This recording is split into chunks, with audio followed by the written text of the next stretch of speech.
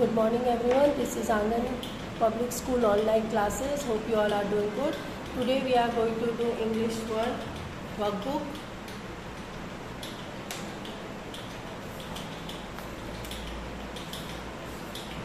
Model question paper.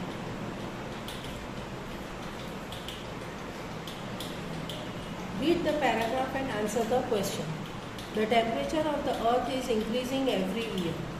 The amount of rainfall is getting less. Water is going to be more and more expensive in the future. The increase in temperature kills many life forms. Many animals and birds were getting extinct.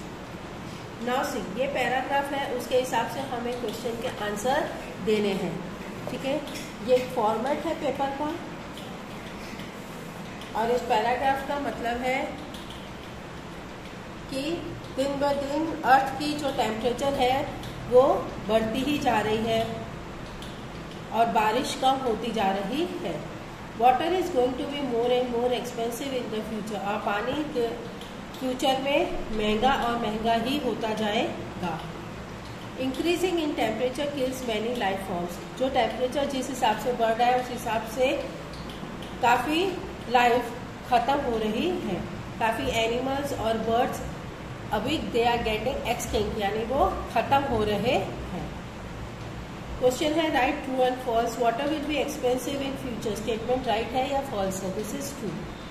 Right the correct option A B C D in the box given. MCQs है the rainfall of the amount of rainfall is getting less. B number. Now second paragraph, Aryabhatta was an Indian mathematician and astronomer. He gave the concept of zero and the place value system in mathematics. Aryabhata जो है वो Indian के mathematician और astronomer थे. उन्होंने हमें zero का concept बताया और प्लेस वैल्यू की सिस्टम हमें मैथमेटिक्स में समझाई. What did the Aryabhatta gave us? Aryabhatta gave us the concept of zero and the place value system in mathematics. Number 4.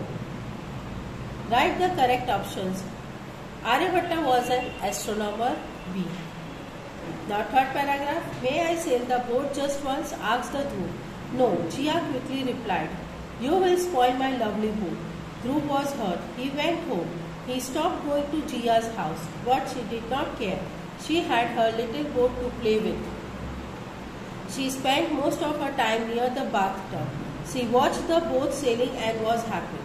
अभी ये पैराग्राफ जो है उसमें ध्रुव जिया से बोट मांग रहा है कि क्या तुम मुझे बोट एक बार दोगी. तो जिया उसे मना कर देती है बोट देने से.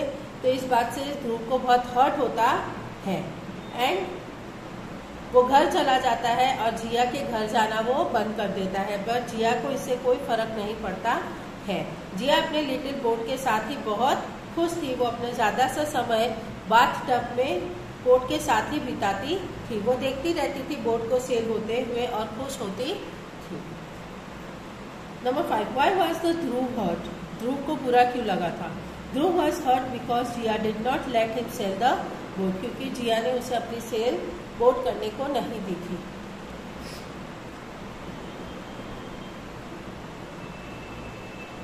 Number 6. Write the correct options. Dhruv was hurt. B number. When he awoke, he was alone. Rip looked for his gun. To his surprise, it was covered in dust. Feeling confused and hungry, Rip headed for his village. जब rib उठा और वो अकेला था और उसने वो अपनी गन की तरफ देख रहा था, लेकिन वो चौंक गया क्योंकि उसकी गन में जंग लग चुका था. बहुत कंफ्यूज था और भूखा भी था और रिप वहाँ से उठ के अपने गांव की तरफ चल पड़ा. When he reached there, people gathered around him, started tattering clothes and long grey beard. और जब वो वहाँ पहुँचा तो लोग इकट्ठा हो गए उसकी फटे कपड़े को और उसकी लंबी दाढ़ी को देखने लगे. How did the Rip feel when he woke up? Rip जब सो के उठा तो उसे क्या फील हो रहा था? When Rip woke up, he felt confused and hungry. Write the correct option in the box given. Rip's gun was covered in rust. B number. Second para. Then came the fox. He realized what had happened, and when the lion asked, "Tell me, fox, does my mouth stings?" The sly fox pretended to have the cold and said, Your Highness, I have a bad cold and therefore I cannot smell. Saying this, the fox went away. अभी जो ये paragraph है उसमें एक fox आ रहा है और वो समझ जाता है कि जरूर कोई बात है और तभी लायन उससे पूछ रहा है कि क्या मेरे मुंह में कोई स्मेल आ रही है। तो जो स्लाई फॉक्स था वो ऐसे प्रिटेंड करता है, दिखावा करता है कि जैसे उसे सर्दी हो गई है और वो कुछ भी सूंघ नहीं पा रहा है और ये बोल के फॉक्स वहां से चला जाता है। What did the fox tell the lion? Fox ने lion को क्या कहा? The fox told the lion he had a bad cold and therefore he cannot smell. Number 10. Write the correct options. The fox was sly. 2A, underline the adjective in the sentence. Example, the old man sold. Adjectives है, इसमें adjectives को underline करना है. The old man sold juicy grapes. The old and juicy is my adjective. Now, number 1, Mohan is a poor boy but he is honest. Poor and honest is adjective. Look at this long grey beard. Long and grey है मेरा adjective. The brown fox jumped over the high fence. Brown and high is adjective. The poor man is wearing torn clothes. Poor and torn. The queen is wearing a golden crown with red rubies. Golden and red is adjective. Now fill in the blanks with the correct preposition. Preposition बिठाना है यहाँ पे. The tractor is near the well. Keyur jumped down the tree. I go to the library on Saturday.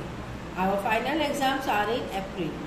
The peon will ring the bell at 8 a.m. Now 3A. Filling the blanks with the correct form of the verb in the simple present tense or the past tense. यहाँ पे bracket में हमें बता दिया जाएगा कि simple tense करना है या सिंपल पास्ट टेंस करना है, प्रेजेंट टेंस क्या जो करना है वो इसमें यहाँ पे ब्रैकेट में दिया होगा। जैसे एग्जांपल देखो, सोहम वॉक स्लोली, तो हमें प्रेजेंट टेंस में करना है तो वॉक का वॉक्स हो जाएगा। Okay. Number 1, I simple present tense करना है इंजॉय का, तो आई है इसलिए यहाँ पे इंजॉय ही रहेगा। नंबर 2 में देखो, सिंपल प्रेजेंट टेंस करना है बट यहाँ पे विवेक जो है वो सिंगल है इसलिए गो का गोज हो जाएगा। Vivek goes to school early. Number 3, yesterday the teacher taught us a poem. Simple past tense करना है तो टीच का टॉट हो जाएगा। पहले सेंटेंस के पहले देख लेने का है कि यहाँ पे ब्रैकेट में हमें क्या करना है, तो यहाँ पे भी पास्ट टेंस बनाना है तो मीट का मेट हो जाएगा। तो my father met the teacher last week. 5th number में सिंपल पास्ट टेंस है तो होल्ड का हेल्ड होगा। My mother held her child's hand. Number B, filling the blanks in the correct form of the verb in the present continuous tense or the past continuous tense. Present और past continuous करना है। I am reading a book now. Now यानी अभी कर रहा हूँ, यानी ये है प्रेजेंट कंटिन्यूस टेंस, तो I am reading। और they were sitting under the tree yesterday. yesterday यानी कल की बात हो रही है तो ये पास्ट हो गया है तो were sitting आएगा। ओके। यहाँ पे फिर देखो, the boys नाउ है तो नाउ में जब होता है तो प्रेजेंट कंटिन्यूस आता है तो यहाँ पे आर फ्लाइंग आ जाएगा। The boys are flying kites. Number 2, यहाँ पे नाउ है तो यहाँ पे प्रेजेंट कंटिन्यूस आएगा। I am riding a horse now. Yesterday है यानी वो टाइम बीत चुका है। Those men's wear cutting trees. Cut का कटिंग वेयर कटिंग हो जाएगा। लास्ट वीक यानी पिछले हफ्ते, तो ये भी आपका पास्ट टेंस है तो स्कीप का वेयर स्कीपिंग हो जाएगा। The girls were skipping in the garden last week. Yesterday, ये भी यस्टरडे है तो यस्टरडे का भी हम पास्ट टेंस ही लिखेंगे। तो क्लाइंब का climbing and we were climbing trees yesterday. Okay, इस तरह से हमको करना है। नाउ ये टाइमिंग लिखना है। इसमें यहाँ पे बता रहा है 3:30। नंबर 1 पे दिस इज इट्स 6:15। 6 पे है और 15 पे है, 3 पे, और यहाँ पे है इट्स 2:45। अभी 3 बजने में 15 मिनट्स की देरी है। क्वार्टर आपको याद रखना है 15 मिनट्स। नंबर 3, इट्स 1:10 यानी द 10 past 1 हुए, अभी 10 मिनट्स हो चुके हैं। The 10 past 1। यहाँ पे है द 10 to 12, अभी 2 है यानी अभी 12 बजे नहीं है, तो the 10 to 12. Number 5, it's a 5 o'clock. Simple, ये 12 पे आ चुका है यानी 5 बज चुके हैं, तो it's 5 o'clock. Right 8 to 10 sentences on my favourite season. Favourite season पे लिखना है. My favourite season is the monsoon. मेरा फेवरेट सीजन मानसून है. I enjoy the rainy season. मैं अपना रेनी सीजन बहुत इंजॉय करता हूँ, बिकॉज क्योंकि it makes the trees and plants look so beautiful. ये ट्रीज और प्लांट्स को बहुत सुंदर बना देते हैं, फ्रेश हो जाते हैं एकदम. I like to play in the rain. मुझे बारिश में खेलना अच्छा लगता है. I enjoy singing and dancing with my friends. और मैं अपने फ्रेंड्स के साथ गाता हूँ, डांस करता हूँ. We make paper boats and sail them in puddles. और मैं पेपर के बोट्स बनाता हूँ और उनको अपने उसमें पानी के जो गड्ढे हो जाते हैं उसमें पानी भर जाता है, उसके अंदर उन्हें सेल करता हूँ. When the rain stop, I enjoy watching the rainbow in the sky. और जब बारिश बंद हो जाती है तो जो रेनबो बनता है वो मुझे देखना बहुत अच्छा लगता है. Sometimes I also see the peacock dancing in the garden. और कभी कभी तो मैं पिकॉक को भी डांस करते हुए गार्डन में देखता हूँ. देखो, इसी फॉर्मेट से आपका पेपर आने वाला है. तो इस तरह से पेपर आएगा. जैसे पैराग्राफ के क्वेश्चन के आंसर दिए गए हैं वैसे आपको देने हैं.